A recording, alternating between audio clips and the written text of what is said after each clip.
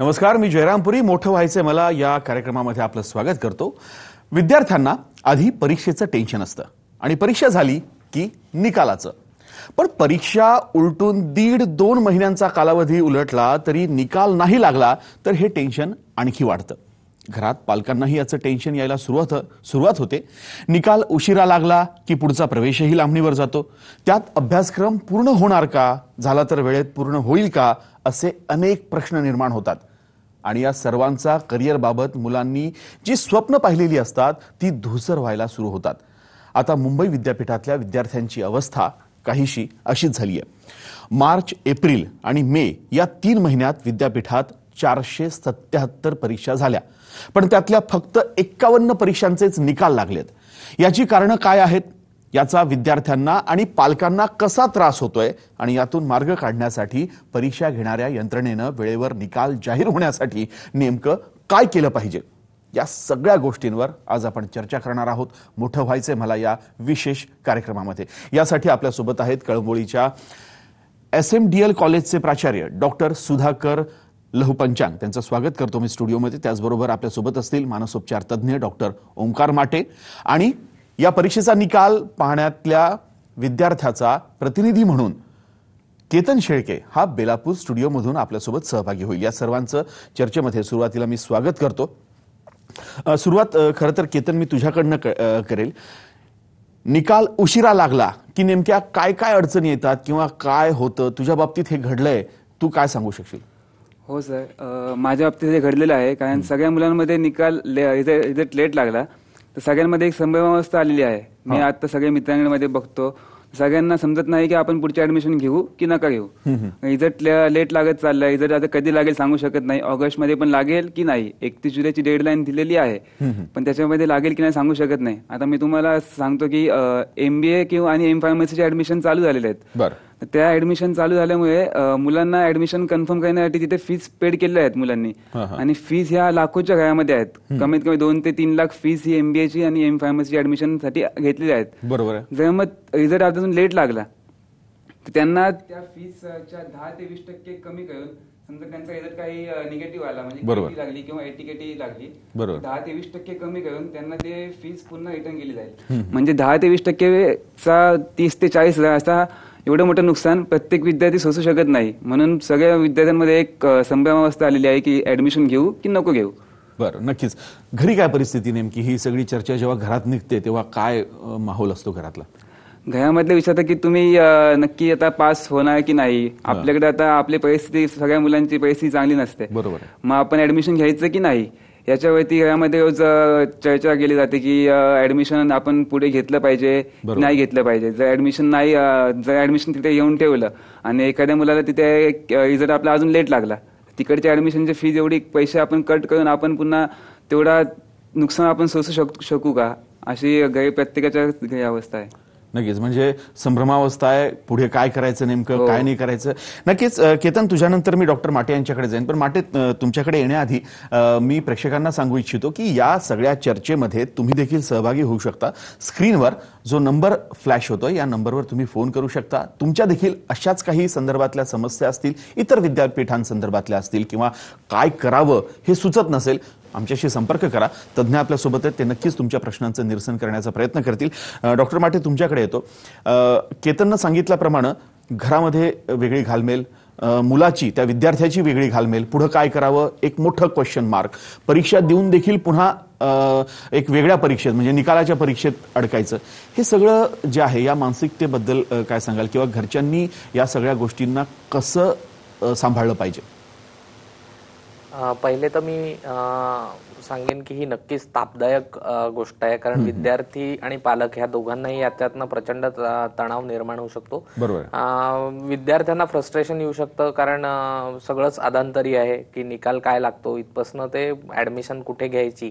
कारण निकाल लागल्यावर सुद्धा ऍडमिशन कुठे घ्यायची हा त्यांना वेगळा तणाव पुढे असतोच. पण निकालच जर उशिरा यायला लागला तर त्याच्यामुळे त्यांना त्यांच्या तणावात भर पडते.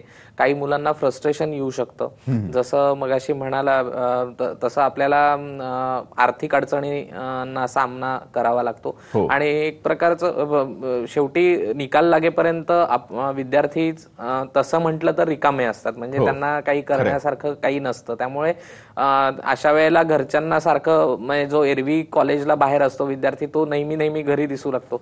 घरामधल्या लोकांना सारखा दिसल्यामुळे किंवा कधी लागणार ही चिंता असल्यामुळे त्यांचे सारखे त्यावरनं वादविवाद होऊ शकतात.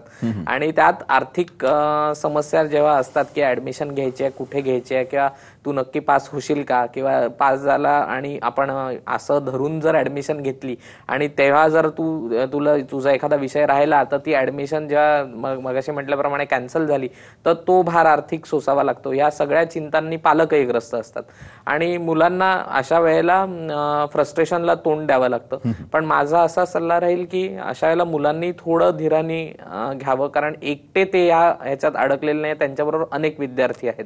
त्यामुळे जसे ते जितका पेशन्स इतर ठेवतायत तेवढाच आपणही ठेवला पाहिजे आणि पालकांनी अशा वेळेला सपोर्टिव्ह असलं पाहिजे, कारण मुलांना यावेळेला सगळ्यात जास्त सपोर्टची गरज आहे. आणि त्यांच्या समोर जर वेगवेगळे प्रश्न तुम्ही नुसते उभे केले ज्याचं उत्तर त्यांनाही माहित नाहीये, अशा वेळेला त्यांचा ताण वाढवण्यापेक्षा पालकांनी मोठेपणाची आणि समजूतदारपणाची हे घ्यावी असं मला वाटतं, भूमिका घ्यावी. नक्कीच हा कार्यक्रम बघत असतानाही अनेक जे आमचे प्रेक्षक आहेत त्यांच्या घरात काहीशी अशी स्थिती असू शकते, तर डॉक्टर माटे यांचा सल्ला त्यांनी नक्कीच गृहीत धरावा. मी डॉक्टर सुधाकर लहूपंचांग यांच्याकडे येईन. प्राचार्य आहेत ते एका कॉलेजमध्ये. लहूपंचांगजी, काय सांगाल, जी ही सगळा हा गोंधळ निर्माण होतो किंवा परीक्षा वेळेवर होणं आणि निकाल वेळेवर लागणं हे खरं तर कुठल्याही विद्यापीठाचं आद्य कर्तव्य आहे, ते तसं व्हायलाच हवं, कारण विद्यार्थ्यांचा जो पुढचा गोंधळ आहे तो त्यामुळं टळू शकतो. पण हे असं होत नसेल तर या सगळ्या स्थितीवर तुम्ही काय भाष्य कराल आणि विद्यार्थ्यांवर याचा मोठा परिणाम होतो, याला जबाबदार कोण? आपल्या भारतानं डिजिटल इंडिया हे एक तत्व अंगीकारलेलं असल्यामुळे विद्यापीठाची अशी भूमिका आहे की विद्यार्थ्यांचे निकाल लवकरात लवकर लागावे. नियमानुसार ते 45 दिवसात लागायला पाहिजेत. दर 2 वर्षाचा आपण मागच्या 2 वर्षाचा जर विचार केला तर ते सातत्याने उशिराच लागतात. आणि म्हणून ते लवकर लागावेत या दृष्टिकोनातून ऑनलाईन ते पेपर तपासून निकाल लवकर लावावेत ही विद्यापीठाची भूमिका होती, आताही आहे. आणि त्या दृष्टिकोनातून विद्यापीठांनी प्रयत्न केलेले आहेत. हे जे ऑनलाईन पेपर चेकिंगचं या वर्षापासून चाललेलं आहे किंवा विद्यापीठाने ठरवलेलं आहे, ही एक चांगली गोष्ट आहे. या पहिलंच वर्ष असल्यामुळे थोड्याफार अडचणी त्याच्यामध्ये आहेत. बरोबर. कदाचित पुढल्या वर्षी ह्या सगळ्या अडचणी दूर होतील आणि विद्यार्थ्यांना वेळेत निकाल विद्यापीठ लावू शकेल. कारण ज्या वेळेस आपण ऑनलाईन स्क्रीनवर पेपर तपासतो आणि त्याचं जर प्रात्यक्षिक प्राध्यापकांना दिलेलं नाही तर मात्र ह्या अशा पद्धतीच्या अडचणी होऊ शकतात. पण आता विद्यार्थीच्या बरोबरच प्राध्यापक देखील ह्या सगळ्या गोष्टीमध्ये भरडला जातो की काय असं वाटतं, कारण त्यांना एक तर प्रात्यक्षिक नाही, त्यांचं ट्रेनिंग झालेलं नाहीये. जे ट्रेनिंग झालं ते जुजबी ट्रेनिंग झालंय 2-4 तासाचं. त्यामुळे बऱ्याचशा प्राध्यापकांना त्या गोष्टी कळलेल्या नाहीयेत की ऑनलाईन पेपर कसा तपासायचा. IT किंवा कॉम्प्युटरचे प्राध्यापक असतील तर त्यांना कदाचित सोपं जाईल, पण आर्ट्स आणि कॉमर्सचे जे विद्यार्थी आहेत या विद्यार्थ्यांना, ह्या आर्ट्स आणि कॉमर्सच्या प्राध्यापकांना ऑनलाईन पेपर तपासणीमध्ये थोडीफार अडचणी येत आहेत आणि म्हणून हा कालावधी वाढत चाललेला आहे पेपर तपासण्याचा. नक्कीच लहूपंचांगजी, तुम्ही म्हटल्याप्रमाणे की ऑनलाईन ही जी सेवा आहे ही लवकरच सुरू होईल आणि पुढच्या वर्षी सगळे चित्र बदलेल, परंतु तुम्हीच त्या सगळ्या प्रक्रियेवर शंका उपस्थित करतायत की हे कितपत होईल, अजूनही शंका आहे. मी पुन्हा तुमच्याकडे येईन लहूपंचांगजी. दरम्यान नाशिकहून आपल्यासोबत एक प्रेक्षक आहेत, सीताराम सांगळे. बोला सीतारामजी. हॅलो, बोला, तुमची काय समस्या आहे किंवा या संदर्भात काय घरात अशी काही परिस्थिती आहे का? हो, ते करिअर साठी किंवा मुलांचं आहे ना, परीक्षा झाल्यानंतर तो 2.5-3 महिन्यांनी काही मेडिकलचे किंवा सायन्सचे किंवा 12वीचे 10वीचे निकाल लागतात, त्याच्यावर पोरांचं सिलेबस पुढे पूर्ण कम्प्लीट होत नाही. शिक्षक आहे ना, त्यांची जबाबदारी असते कोर्स सिलेबस पूर्ण करण्याची, परंतु सिलेबस पूर्ण न करता फक्त पगार वाढ पाहिजे प्रोफेसर लोकांना.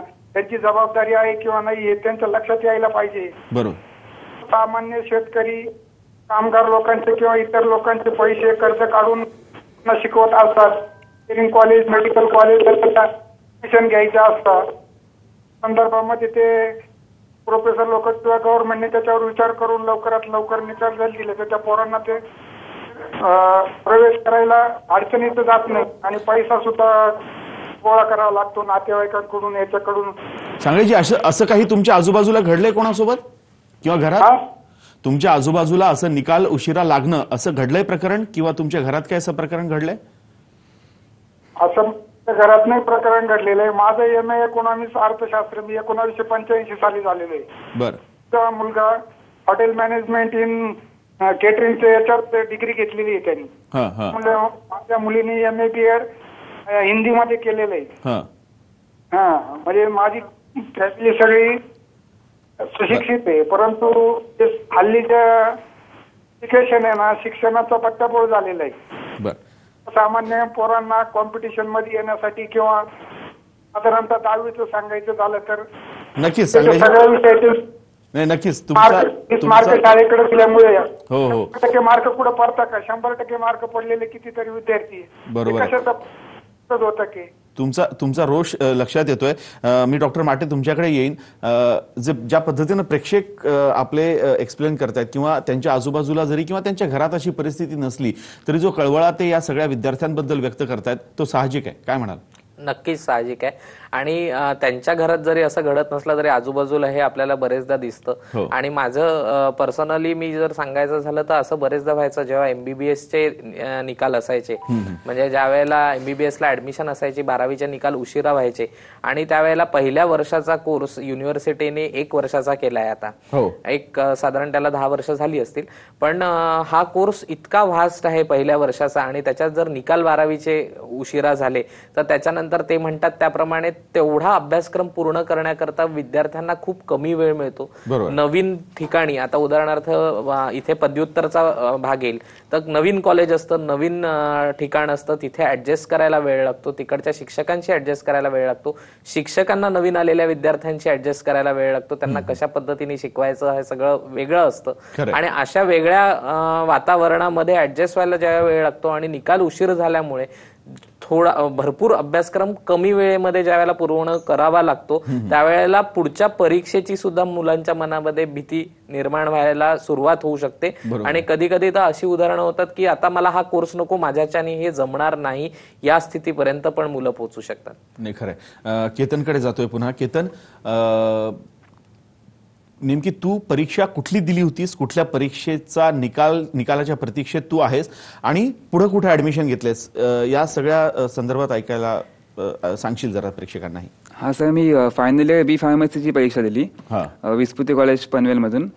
त्याचा अजून रिझल्ट आमचा अजून आलेला नाहीये. मला M फार्मसी करायचंय. मी GPAT एक्झाम पण जी ऑल इंडिया लेवलची एक्झाम असते ती एक्झाम मी क्वालिफाय झालेलो आहे.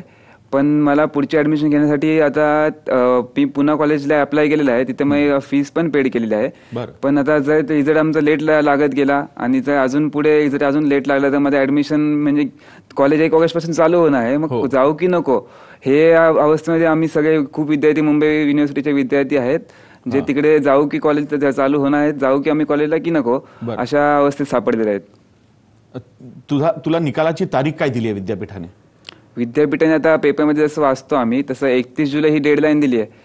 तर आता बघू आपण. आणि पुन्हा पण आता 2-3 दिवस बातम्यांना ऐकत येते 31 जुलै पण रिझल्ट सगळे लागेलच असं सांगत नाही. सगळे प्राध्यापक बोलतायत की 31 जुलैच्या पण ही डेडलाईनच्या पण पुढे ऑगस्ट 2nd वीक किंवा 1st वीक मध्ये लागू शकतो. तोपर्यंत कॉलेज सुरू झालेलं, तोपर्यंत कॉलेज चालू झालं असेल आणि ऑलरेडी MBA चे कॉलेज चालू झालेलेच आहेत. हो नक्कीच. म्हणजे खूप मोठी संभ्रमावस्था आहे. आणखी तुझ्यासोबत असे किती विद्यार्थी आहेत किंवा तुझे किती मित्र आहेत त्यांच्याबद्दलही त्यांचं कुठे कुठे काय असं पद्धतीने गोंधळ सुरू आहे तेही ऐकायला आवडेल. दरम्यान एक प्रेक्षक आहेत आपल्यासोबत, नाशिकहून दत्तात्रय राऊत बोलतायत. बोला दत्तात्रयजी.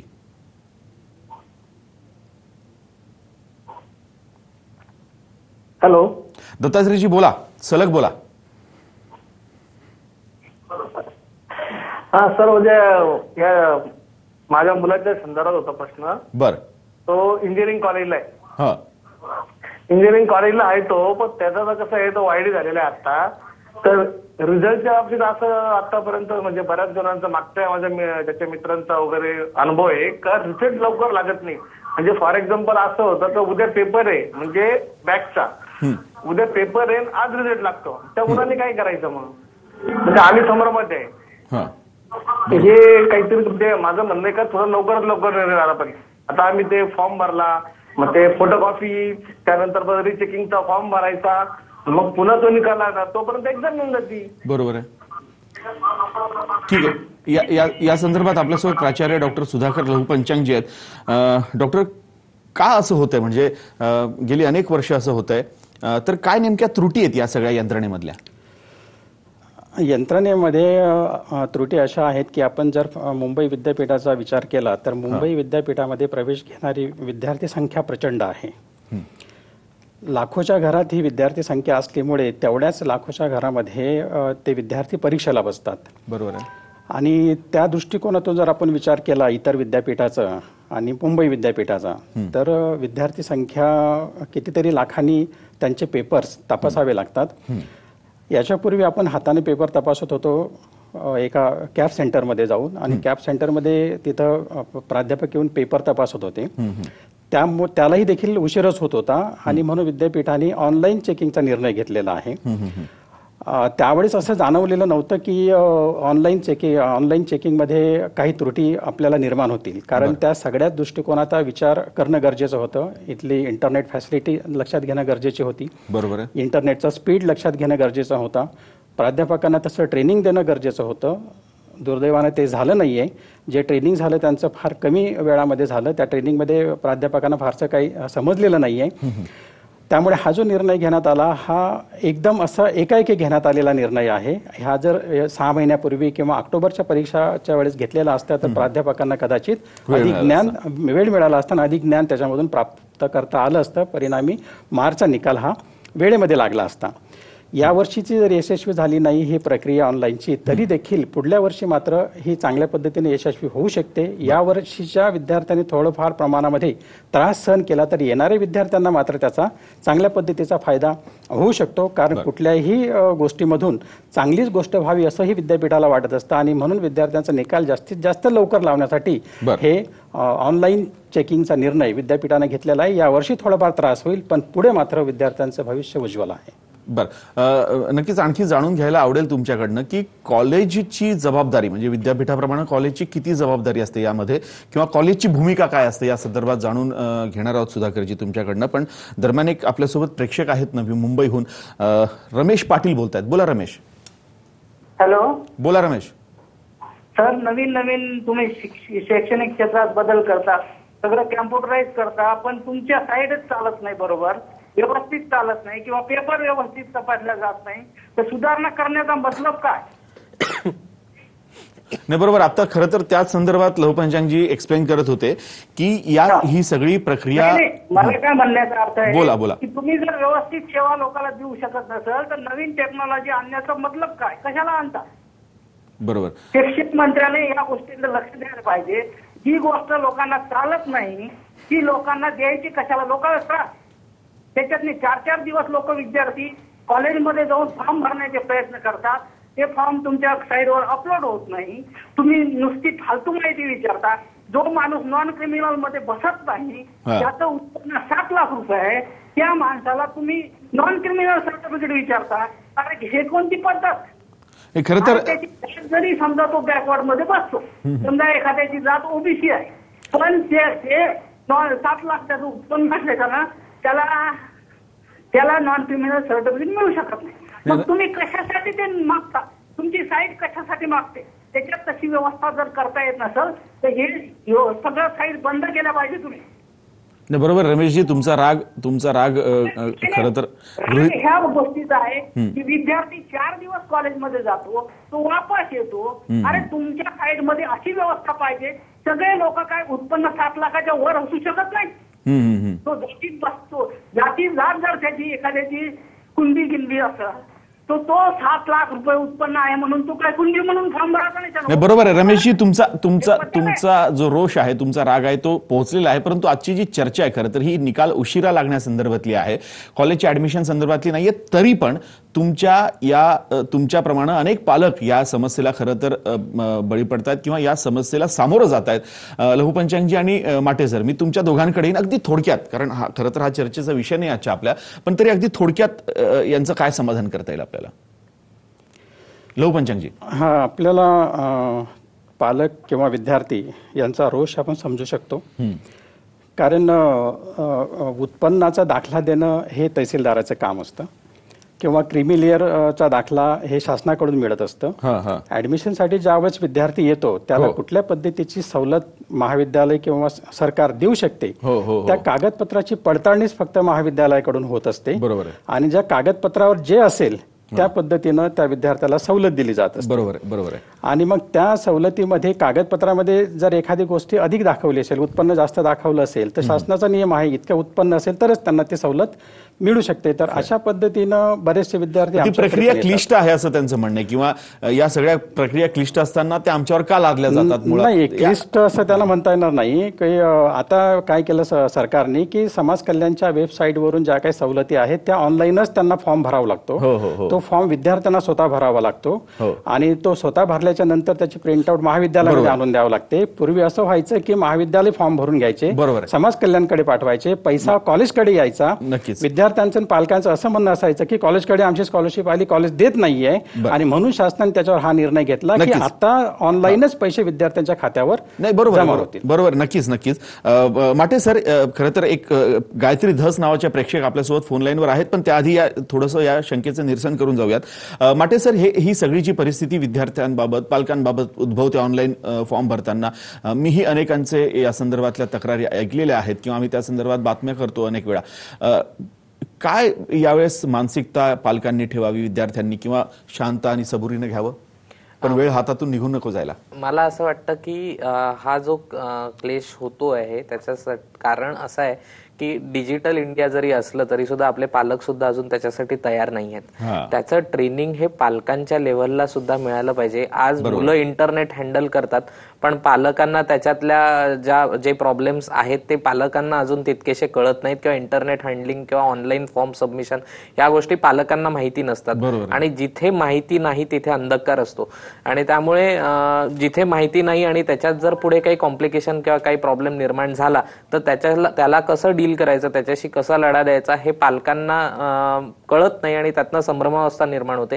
आणि बरेचदा मूल काहीतरी सांगायचा प्रयत्न करतो की ह्याच्यातनं असं केलं पाहिजे, पण बरेचदा पालकांचं हे असं असतं की मूल तू मला काय शिकवतोस याच्यातल्या गोष्टी, त्यामुळे त्याच्यातनं तो राग वाढत जातो. केतन, तुझ्या बाबतीत असं काही घडलं होतं? अगदी थोडक्यात सांगशील?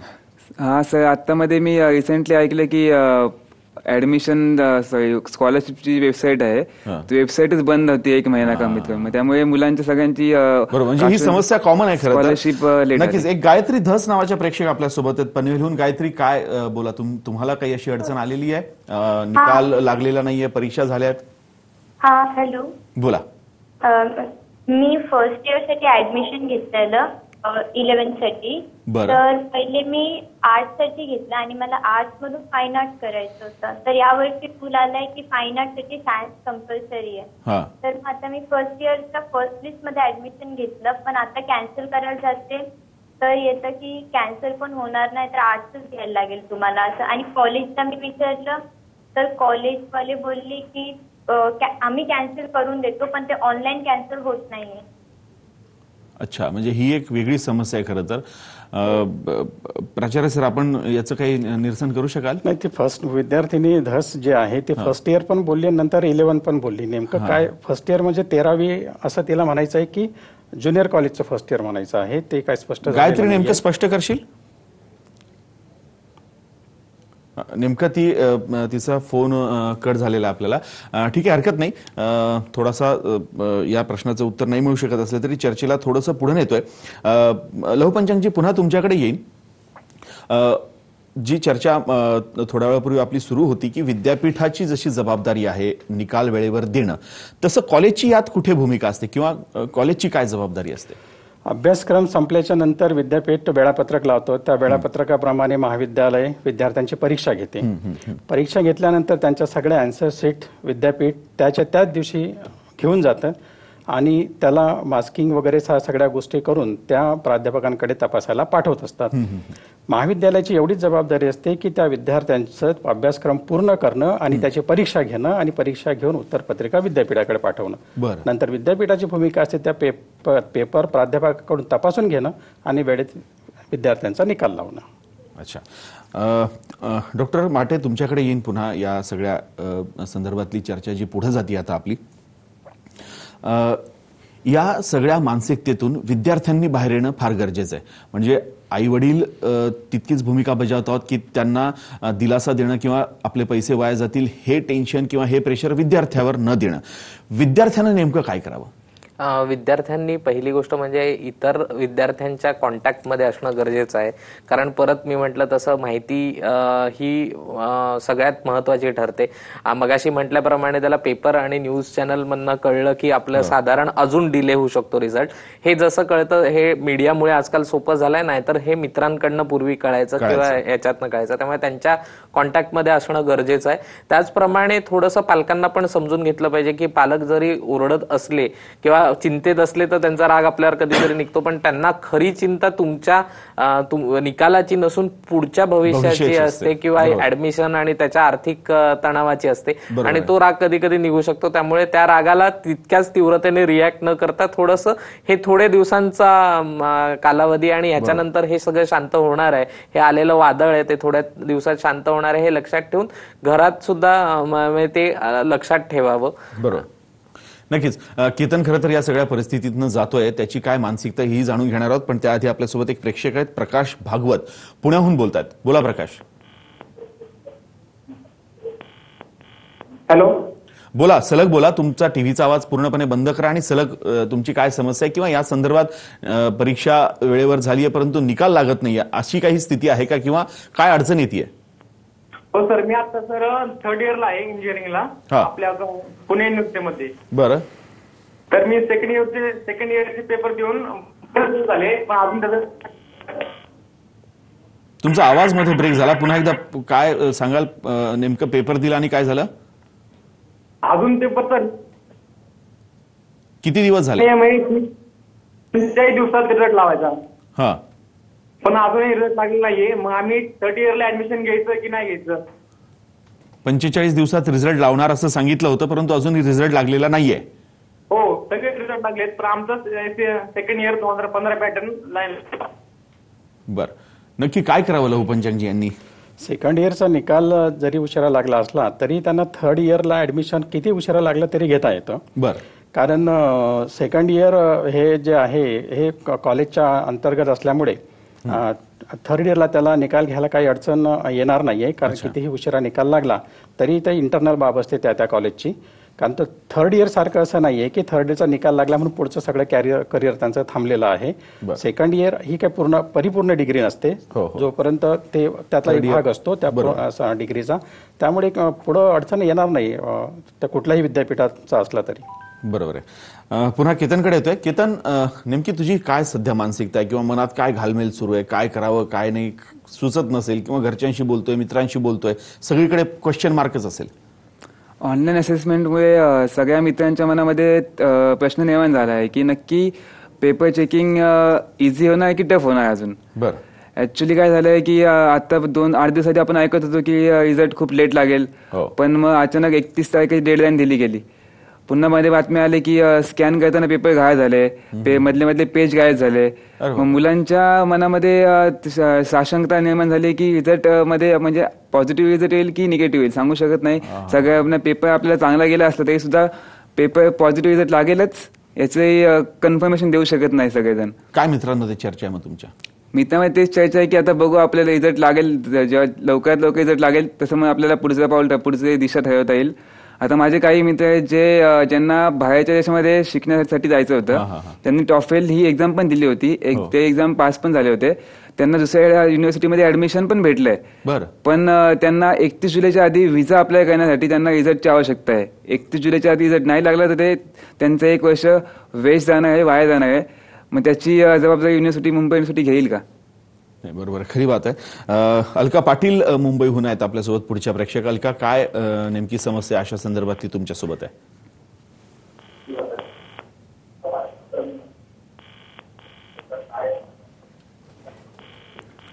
अलका काय नेमकी समस्या या संदर्भातली तुमच्यासोबत आहे? टीव्ही बोला. नमस्कार सर, माझा मुलगा पुण्याला इंजिनिअरिंग कॉलेजला आहे, तर त्याचा second year. Hello.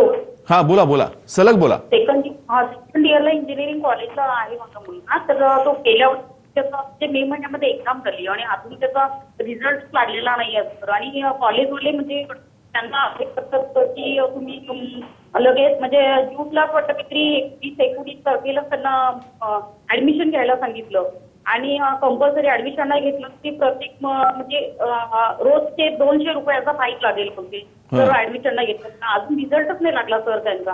Actually sir अगोदर एक वेळा म्हणजे 2 वर्षापूर्वी माझा दुसरा मोठा मुलगा आहे, तो BSc ला होता इथे मुंबईला. तर त्याचा BSc चा रिझल्ट सर त्याचा जून-जुलैला रिझल्ट लागायला पाहिजे होता, तर तो रिझल्ट लागला त्याचा डिसेंबर ते जानेवारीला रिझल्ट लागला सर. आणि त्याच्यानंतर त्याने एंट्रन्स एक्झामसाठी म्हणजे त्याला MCA करायचं होता, तर रिझल्ट एंट्रन्स एक्झामसाठी त्याने फॉर्म भरलेला. तर तो फॉर्म त्याने एप्रिलमध्ये भरला आणि त्याला जूनमध्ये एक्झाम होती ना, तर त्यांनी ऐन टाइमावर ज्या दिवशी एक्झाम दुसऱ्या दिवशी आदल्या दिवशी सांगितलं की तुमचा फॉर्म सक्सेसफुली नाही झालेला आहे. हे असे शिक्षण डिपार्टमेंटचे म्हणजे आजचा गोंधळ आहे सर. त्याच्यामुळे मुलांचं करिअर आज आता माझ्या मुलाचं खरोखर अक्षरशः करिअर म्हणजे त्याचं गोंधळलेलं आहे सर. आता त्याला पुढच्या करिअरसाठी त्याला पाऊल टाकायला पण सुद्धा नाही होत, कारण त्याची एंट्रन्स एक्झाम नाही झाली, MCA ला ऍडमिशन नाही झालं. आणि आता दुसरी गोष्ट मी पहिला तुम्हाला सांगितलं की माझ्या मुलाचं जे पुण्याला जे त्याचा रिझल्ट अजून नाही लागला आणि कॉलेजवाले त्याला सक्ती करतायत की आत्ताच ऍडमिशन घ्यायला पाहिजे. बरोबर आहे. नक्कीच या संदर्भात पालकांनी काय करावं नेमकं लहू पंचांगजी? अशी जी समस्या आहे खरं तर सगळीकडेच आहे आणि फार गंभीर आहे खरं तर ही समस्या. हो, समस्येचं गांभीर्य लक्षात घेऊन विद्यापीठाचं किंवा संबंधित कॉलेजचे काय नेमके प्रश्न आहेत हेही जाणून घेणं तेवढंच गरजेचं आहे. निकाल सक्ती केली जाते त्यांना की तुम्ही ऍडमिशन घ्या, अदरवाईज 200 रुपये फाईन दिवसाला लागेल. हो, बरोबर आहे. सक्ती व्हायला नाही पाहिजे, कारण ज्या विद्यापीठाचा निकाल उशिरा लागतो ती त्या विद्यापीठाची जबाबदारी असते की पुढच्या वर्गात त्याला ऍडमिशन घेण्याची डेट वाढवून देणं. आणि विद्यापीठ बरेच वेळा तसं करतं. त्यांचा निकाल समजा लागला 30 तारखेला किंवा 31 तारखेला, तर पुढचा ऍडमिशनची डेट 15 दिवस पुढे वाढवून देणं किंवा 1 महिना पुढे वाढवून देणं असे विद्यापीठ वारंवार सर्क्युलर काढत असतं. त्यामुळे उशिरा निकाल लागला म्हणून ऍडमिशन आम्हाला मिळणार नाही असं शक्यतो होत नाहीये. मुंबई विद्यापीठ घ्या, नाशिक घ्या किंवा पुणे विद्यापीठ घ्या, प्रत्येक ठिकाणी जो निकाल जर उशिरा लागला तर विद्यार्थ्याचं नुकसान होऊ नये यासाठी विद्यापीठ वारंवार सर्क्युलर काढत असतं, महाविद्यालयाला सर्क्युलर पाठवत असतं, परिपत्रक पाठवतं की अमुक तारखेला निकाल लागला तर अमुक तारखेपर्यंत त्यांनी ऍडमिशन घ्यावं. किंबहुना जे विद्यार्थी नापास झाले असतील त्यांना पुनर्तपासणी करायची आहे किंवा फेर तपासणी करायची आहे, त्यांच्यासाठी देखील निकाल लागल्यापासून 8 दिवस किंवा 10 दिवस त्यांनी ते फेर तपासणीचे अर्ज करावेत. अशा पद्धतीचे परिपत्रक असतात. त्यामुळे निकाल उशिरा लागला म्हणून आम्हाला ऍडमिशन घेता आलं नाहीये, तर ह्या दृष्टिकोनातून आपण विद्यापीठाकडे दाद मागू शकतो किंवा त्या संबंधित अधिकाऱ्यांकडे दाद मागू शकतो की माझा आताच निकाल लागलेला आहे आणि तुम्ही म्हणताय की ऍडमिशनची डेट संपून गेलेली आहे. तर अशा वेळेस विद्यापीठ स्पेशल केस करून त्या विद्यार्थ्यांचे प्रवेश त्या संबंधित महाविद्यालयाला घ्यायला भाग पाडतं. नक्कीच, म्हणजे त्या विद्यार्थ्यांच्या बाबतीत अशी काही भूमिका कॉलेजनं घ्यायला हवी. खरं तर अलकाजी, तुम्ही त्या संदर्भात कॉलेजशी संपर्क साधा आणि कॉलेजला या अशा पद्धतीनं विचारणा करून त्यांना थांबण्यासाठी भाग पाडलं पाहिजे तुम्ही पालक म्हणून. आणि माटे तुमच्याकडे येणार आहे एका छोट्याशा विश्रांतीनंतर. आणि अलका पाटील यांची जी समस्या किंवा त्यांच्यासारख्या अनेक पालकांची जी समस्या आहे त्यावर पालकांनी नेमकं काय करावं, संयम बाळगून काय कुठले पाऊल उचलावेत या संदर्भात चर्चा करूयात. एक छोटीशी विश्रांती घेतोय मोठं व्हायचे मला. पाहत रहा साम टीव्ही.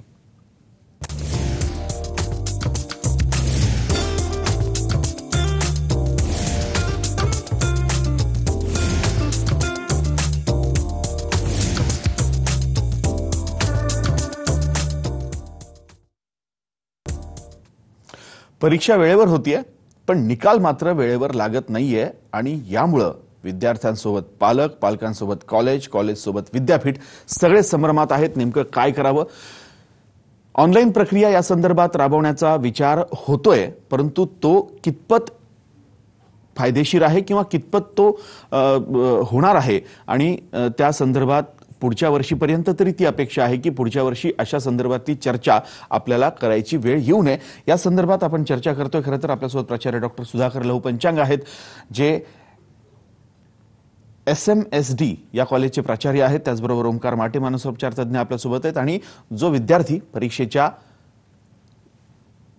प्रतीक्षेत आहेत, माफ करा, निकालाच्या प्रतीक्षेत आहे असा विद्यार्थी केतन शेळके आपल्यासोबत आहे. ही चर्चा पुढे नेतोय.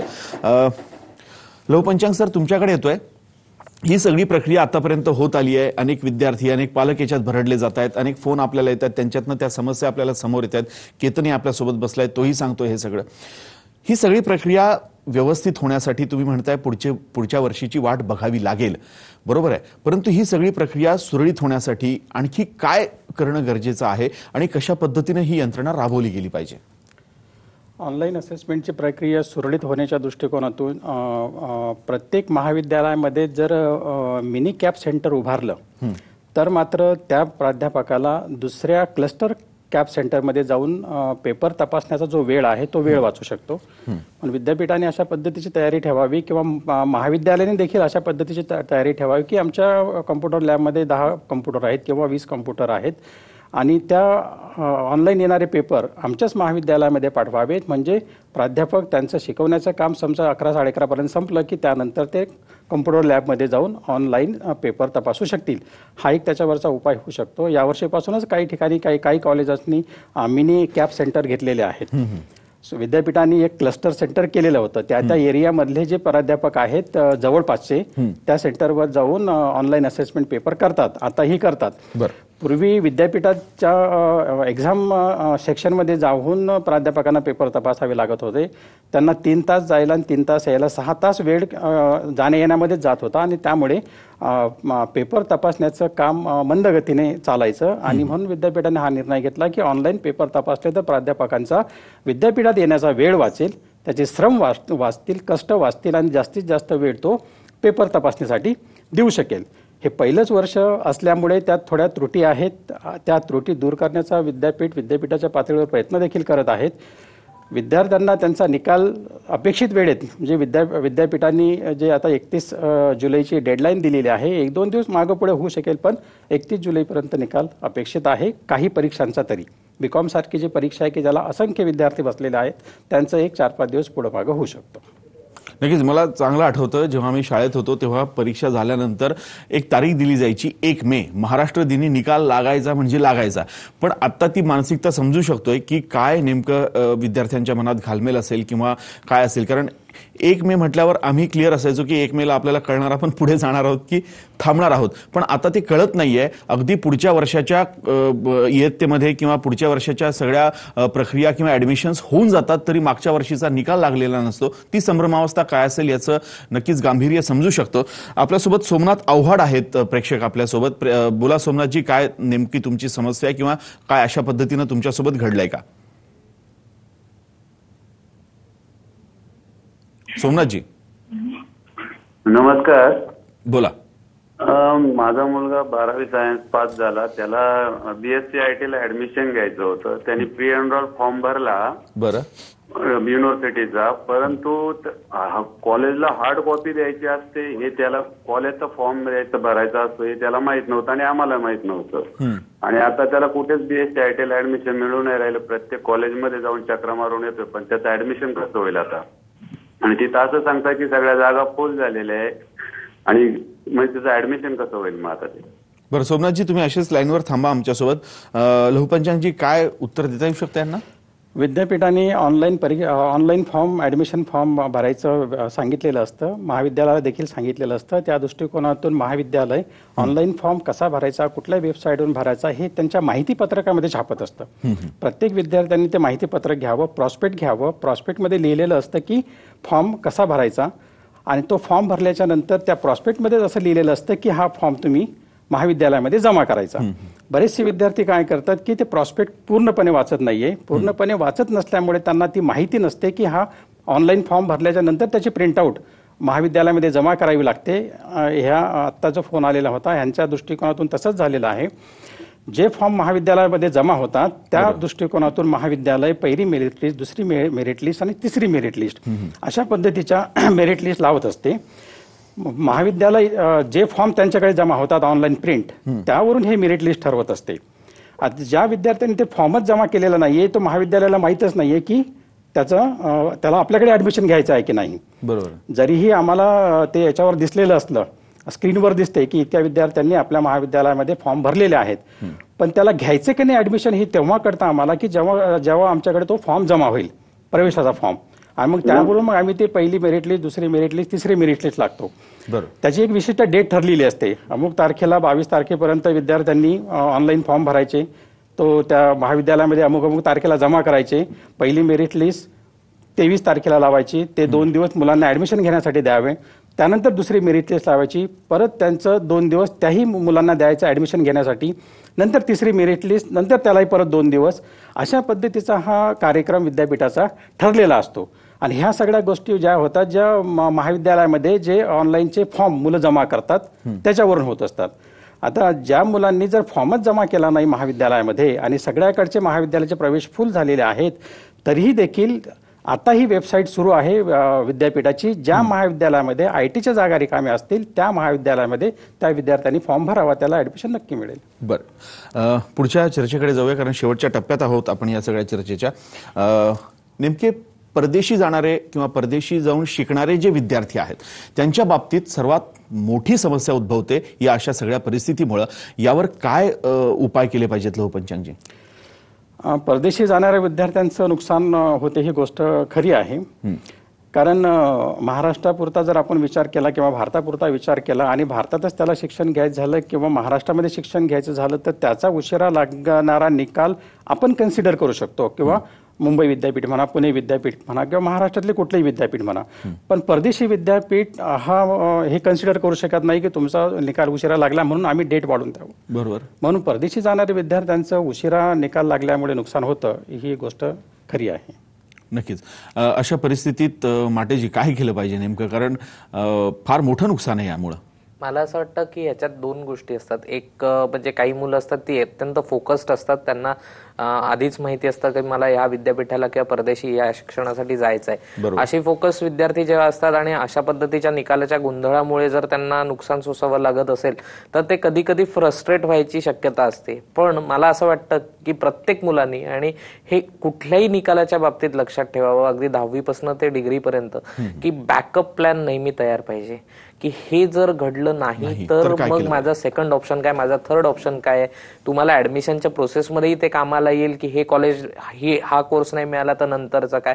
आणि ह्या बॅकअप ऑप्शनचे आपण, मला असं वाटतं की पुरेशी तयारी करून घेत नाहीत. बरेचदा मुलं ही एकांगी विचार करत असतात की मला हेच पाहिजे आहे, पण आणि पालक त्यांना सपोर्ट तरी करतात किंवा विरोध तरी करतात. पण मला असं वाटतं की त्याच्या बदल्यात पालकांनी सुद्धा ही बॅकअप ऑप्शनची तयारी मुलांकडनं करून घेतली पाहिजे.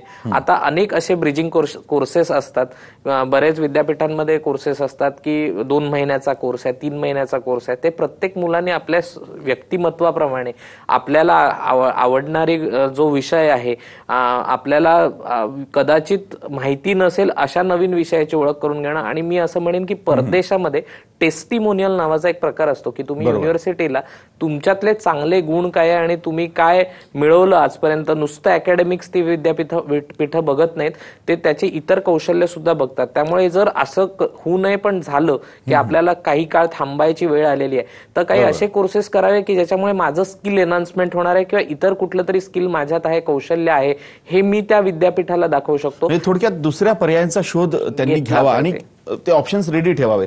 केतन, तुझ्याकडे येईन या सगळ्या संदर्भात की तुझ्याही मित्रांबाबतीत किंवा तुझ्या सर्कलमध्ये अशी काही घटना घडलेली असेल. दरम्यान साईनाथ गायकवाड सांगलीहून एक प्रेक्षक आपल्या सोबत आहेत. साईनाथ, बोला, काय नेमकी तुमची समस्या आहे?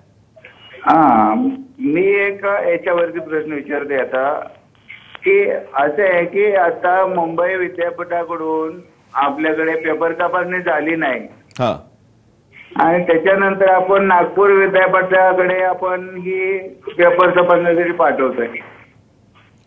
तर त्याच्यानंतर तर आपण हे नागपूर विद्यापीठ ही गडबड नाही का? म्हणजे पेपर हे पूर्णपणे व्यवस्थित तपासले जातील याची खात्री आहे का? त्यांना फक्त पेपर तपासून द्यायचे असतील. बरं, नुसतं काम ढकलायचे पुढे म्हणून काही होत नसेल ना लोहपंचांगजी? नाही, कसं आहे की जर टार्गेट पूर्ण करायचं झालं तर इतर विद्यापीठाची मदत घ्यावी लागते. त्या दृष्टिकोनातून मुंबई विद्यापीठाच्या कुलगुरूंनी नागपूर विद्यापीठाच्या कुलगुरूशी संपर्क साधला. संपर्क साधून एक दुसऱ्याशी पत्रव्यवहार देखील झाला आणि मदत म्हणून मुंबई विद्यापीठाला मदत म्हणून नागपूर विद्यापीठ काही प्रश्न काही उत्तरपत्रिका ह्या तपासून देणार आहेत. तपासून देणार आहेत म्हणजे तिथले जे तज्ज्ञ प्राध्यापक आहेत ते तज्ज्ञ प्राध्यापक हे पेपर तपासून देणार आहेत. सिलेबस या विद्यापीठाचा आणि त्या विद्यापीठाचा कुठल्याही फॅकल्टीचा असला तरी सिलेबस हा सिलेबस असतो. प्रत्येक प्राध्यापकाला ते माहिती असतं. त्यामुळे जी आता शंका उपस्थित झालेली आहे त्याच्यामध्ये असं काही तथ्य आहे मला वाटत नाही आहे. कारण तज्ज्ञ प्राध्यापक जे असतात प्रत्येक विद्यापीठामध्ये असतात आणि विद्यापीठ कायद्यामध्ये तशा पद्धतीचा एक उल्लेख देखील आहे की काही टक्के प्राध्यापक इतर विद्यापीठामध्ये बोलवून आपण पेपर तपासून घेऊ शकतो असं कायद्यामध्ये देखील महाराष्ट्र युनिव्हर्सिटी ऍक्टमध्ये आहे. बरं, पुढच्या प्रेक्षक आपल्यासोबत आहेत. रत्ना भाट पुण्याहून बोलतायत. रत्ना, बोला, काय या संदर्भातली समस्या आहे तुमची नेमकी? हा, नमस्कार सर. बोला. गेल्या वर्षी माझा मुलगा 11वीला होता आणि 11वीला सगळे विषय फेल झाला. हा, तर शिक्षक म्हणतात की ऑनलाईन परत तुम्ही 10वीला परत म्हणजे 11वीला परत ऍडमिशन घ्या आणि नाहीतर मग 12वीचा 17 नंबर फॉर्म भरून तुम्ही परीक्षेला बसू शकता. बरोबर. माझं म्हणणं असं आहे बोला की मग ऐका ना की तुम्ही म्हणजे ह्याला प्रॅक्टिकलला पण येऊ द्याल म्हणून प्रॅक्टिकलला शाळेत येऊ देऊ शकतात. बरोबर. हा, तर मग प्रॅक्टिकलला पण येऊ देऊ शकतात आणि 12वीची परीक्षा 17 नंबरचा फॉर्म भरून पण देऊ शकतात. मग रेग्युलर कॉलेजला का नाही येऊ देऊ शकत असं माझं म्हणणं आहे. कारण मुलांचा म्हणजे PCMB ग्रुपचे क्लासमध्ये अभ्यास घेतात, मग दुसऱ्या विषयांचे अभ्यास राहून जातात. अशा बाबतीत काय नियम असतात? ह्या बाबतीत ठीक आहे, नक्की विचारूया. लघुपंचांगचे काय नियम असतात अशा बाबतीत? रत्ना मॅडमला मी असं सांगू इच्छिते, कारण ज्या वेळेस ऑनलाईन फॉर्म आपण भरतो तर त्याचं ते त्या वर्गामधलं कायदेशीर ऍडमिशन किंवा कायदेशीर प्रवेश असतो. आणि जर त्या विद्यार्थ्यांनी ऑनलाईन फॉर्म भरलेलाच नाही तर त्याला वर्गामध्ये बसू द्यायची अशी काही आपण शाळेवर सक्ती करू शकत नाही किंवा ज्युनियर कॉलेजवर सक्ती करू शकत नाही, कारण मुळात त्याचं ऍडमिशनच नाही. पण असे विद्यार्थी त्यांच्या शिक्षणापासून वंचित राहू नये म्हणून शासनाने अशा पद्धतीनं निर्णय घेतला की त्या विद्यार्थ्यांना डायरेक्ट 17 नंबरचा फॉर्म भरून परीक्षेला बसू द्यावं. त्यांनी त्याचा घरी अभ्यास करायचा किंवा बाहेरून शिकवणी लावायची आणि परीक्षेला बसायची. असे कितीतरी विद्यार्थी असतात की चांगल्या पद्धतीने 17 नंबरचा फॉर्म भरून पास होऊ शकतात. बाहेरही क्लासमध्ये अशा पद्धतीनं प्रॅक्टिकल्स वगैरे प्रात्यक्षिक सायन्सचे असेल तर घेतले जातात आणि विद्यार्थी पास होतात. बरं, केतन तुझ्याकडे येतोय. मगाशी जो आपण मुद्दा चर्चेला घेत होतो की परदेशी शिकायला जाणारे जे विद्यार्थी आहेत, तर असे काही सर्कलमध्ये आहेत तुझ्या विद्यार्थी आणि काय सध्या मग त्यांनी ऑप्शन निवडलेत का? जसं माटे सरांनी सांगितलं की ऑप्शन निवडून ठेवावेत, निकाल लागला नाही तर दुसरा पर्याय काहीतरी जवळ असावा, असं काही घडलंय किंवा काय? हो, नक्कीच. माझे मित्र आहेत ज्यांना कॅनडा युनिव्हर्सिटीमध्ये त्यांचं ऍडमिशन झालं होतं. कॅनडाला ऍडमिशन झालेलं आहे, पण त्यांना विजासाठी अप्लाय करण्यासाठी त्यांना रिझल्टची आवश्यकता आहे. बरोबर आहे. मग ते आता अशा आशेवरती आलेत की 30 जुलैच्या आधी रिझल्ट लागेल मग ते विजाला अप्लाय करतील. त्यांनी ऍक्च्युली बॅकअप प्लॅन सगळ्यांनी सांगितल्याप्रमाणे काय ठेवलेलं नाहीये, पण त्यांचा एकच फोकस आहे की आता त्यांना 30 जुलैच्या आधी रिझल्ट लागला तर आपण विजाला अप्लाय करू आणि मग आपण तिकडे ऍडमिशन घेऊ. पण असे त्यामुळे ते टेन्शनमध्ये आहेत की 30 जुलैच्या आधी रिझल्ट लागतोय की नाही लागत. जर नाही लागलं तर त्यांचं 1 वर्ष वेस्ट जाणार आहे. आणि त्याप्रमाणे हे झालं बाहेरच्या देशातलं, पण आपल्या देशामध्ये सुद्धा आता Indian Space Research Organisation ISRO यांचे असिस्टंट या पदासाठी ओपनिंग वॅकन्सी झाल्यात. त्या वॅकन्सीसाठी आपल्याला ग्रॅज्युएशन कम्प्लीट पाहिजे. बाकी ऑल इंडियामध्ये सगळ्या याच्यामध्ये रिझल्ट सगळे लागलेले आहेत, फक्त मुंबई विद्यापीठाचे ग्रॅज्युएशनचे रिझल्ट बाकी आहेत. मग त्यांचं तिथे अप्लाय करण्यासाठी मुंबईच्या शेकडो विद्यार्थ्यांना तिथे अप्लाय करायचं असेल, काही लोकांची स्वप्न तिकडे असतील की इस्रोमध्ये जाण्याचे स्वप्न असतात लोकांचे, त्यांना 30 जुलैच्या आधी रिझल्ट आवश्यक आहे. 30 जुलैची लास्ट डेट ऑनलाईन फॉर्म भरायची. मग ते सुद्धा मुलं खूप टेन्शनमध्ये आहेत की रिझल्ट लागतोय की नाही लागत याच्याबद्दल. अशा मुलांसाठी बेस्ट ऑफ लक म्हणण्याशिवाय आता आपल्याकडे तरी काही पर्याय नाही दिसत आहे. दुसरे प्रेक्षक आपल्यासोबत आहेत. प्रोफेसर बर्गे आहेत नाशिकहून. बोला प्रोफेसर.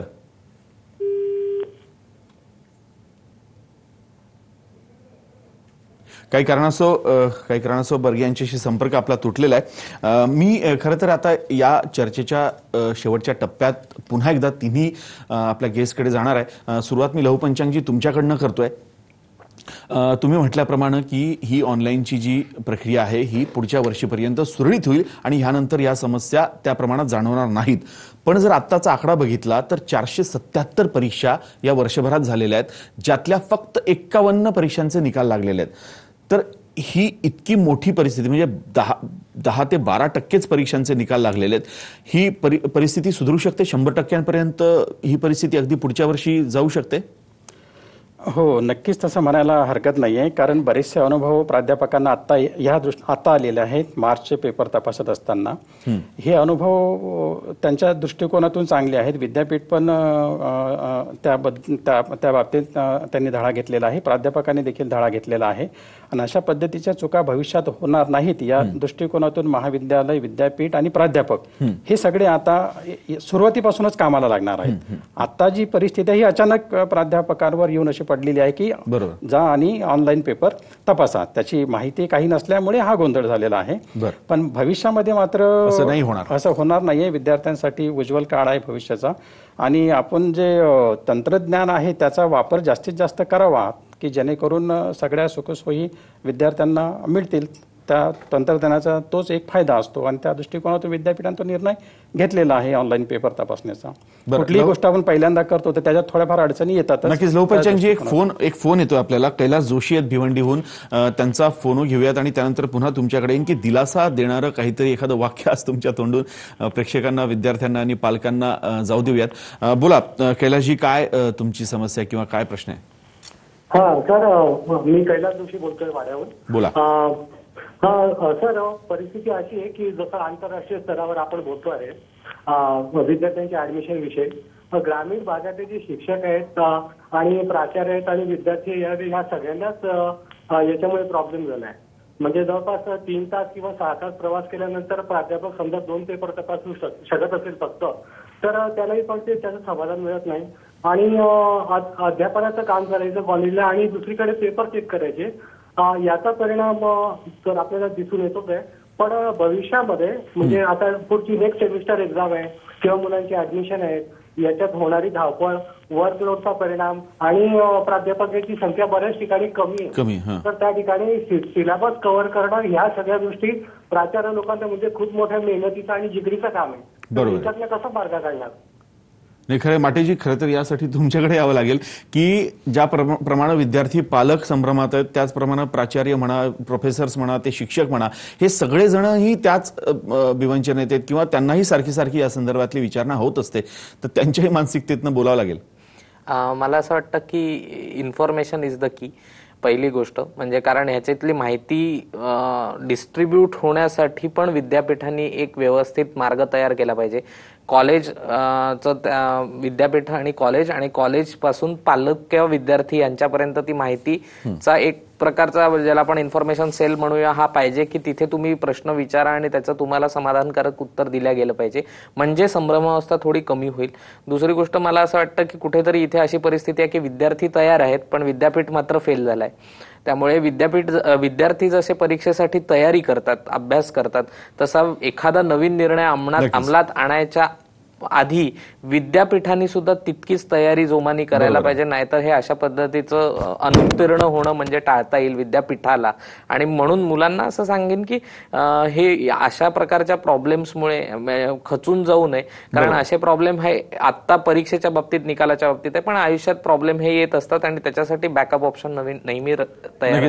शेवटचा 1 मिनिट आहे या चर्चेचा फक्त, आणि या चर्चेच्या माध्यमातून आपण निकाल जरी वेळेवर लावू शकलो नसलो तरी काहीसा दिलासा नक्कीच देऊ शकतो. लहूपंचांगजी, तुमच्याकडे येतोय. एक काहीच दिलासादायक वाक्य या शेवटच्या टप्प्यात चर्चेच्या. मुलांनी फारसं गोंधळून न जाता किंवा खचून न जाता धीराने ह्या समस्याला पुढे जाणं, एवढंच मी मुलांना ह्या चर्चेनिमित्त सांगू शकतो. केतन, तू काय सांगशील? तुझ्यासारखे अनेक विद्यार्थी असा प्रॉब्लेम फेस करतायत तुझ्यासारखा, अगदी थोडक्यात. मी सगळ्या लाखो विद्यार्थ्यांच्या वतीने मी फक्त एवढीच विनंती करू शकतो की दिलेल्या डेडलाईन मध्ये म्हणजे 31 जुलैच्या आधी रिझल्ट सगळ्या मुंबई विद्यापीठाने लावावा अशी विनंती मुंबई विद्यापीठाला करतो. नक्कीच विनंतीच्या पलीकडे जाऊन माटे सर थोडंसं समाधानकारक किंवा यांचं मानसिक तणाव थोडासा घालवून आपण चर्चेचा वाइंड अप करूया. तणाव खरं तर मी घालवू शकत नाही, पण तरी सुद्धा असं सांगेन की पालक आणि विद्यार्थ्यांनी असं समजावं की आपलं पाल्य किंवा पालकांनी की आपण एक टीम आहोत आणि ह्या टीम प्रमाणेच वागून जर जो काही प्रॉब्लेम आहे तो दोघं मिळून म्हणजे आपण सगळे मिळून तो सोडवूया. तुझ्या पाठीशी आम्ही आहोत आणि तुझ्या पाठी आम्ही खंबीरपणे उभे आहोत. त्याच्यामुळे जे काही आर्थिक अडचणी येतील त्या मी तुला सांगीन की त्याच्यावर आपण समाधानकारक उत्तर शोधूया, पण आम्ही तुझ्या पाठीशी आहोत. नक्कीच. काही दिवसांचा खरं तर हा काळ आहे तणावाचा विद्यार्थ्यांनो आणि पालकांनी तुम्हीही हे लक्षात ठेवावं. विद्यार्थ्यावर उगाच ताण देण्यात काहीही अर्थ नाहीये, कारण निकालच लागलेला नाहीये तर त्यात त्या विद्यार्थ्याची काहीही चूक नाही हेही गृहीत धरावं. या चर्चेच्या अंती केवळ दिलासा देऊन ही चर्चा थांबवू शकतो आणि अशी आशा करू शकतो की पुढच्या वर्षी तरी मुंबई विद्यापीठ आणि इतर विद्यापीठं जी परिस्थिती आहे ही बदलण्यासाठी कार्यक्षम होतील आणि पुढच्या वर्षी सांगितलेल्या तारखेला निकाल लागेल. मोठं व्हायचंय मला या चर्चेत आज इथंच थांबतोय. आलेल्या सगळ्या पाहुण्यांचे पुन्हा एकदा धन्यवाद देतो. नमस्कार.